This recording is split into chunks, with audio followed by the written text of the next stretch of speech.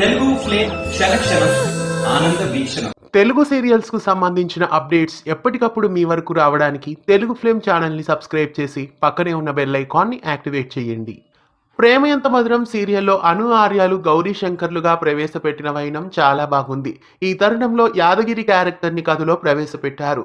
అయితే యాదగిరి భార్య క్యారెక్టర్ లో గతంలో కళ్యాణ వైభోగంలో భార్యగా నటించిన సహస్రాన్ని ఇక్కడ కూడా తీసుకువచ్చారు. అయితే వీళ్ళకి కొడుకుగా మళ్ళీ చారుకేశ క్యారెక్టర్ ని కూడా పెట్టుంటే బాగుండేది. మరి రాబోయే ఎపిసోడ్స్ లో ఈ సీరియల్లో కూడా సూర్యతేజని డబుల్ యాక్షన్ లో చూపించి మళ్ళీ యాదగిరి కొడుకుగా గిరి అనే క్యారెక్టర్ ని ఏమైనా ప్రవేశపెడతారేమో చూడాలి.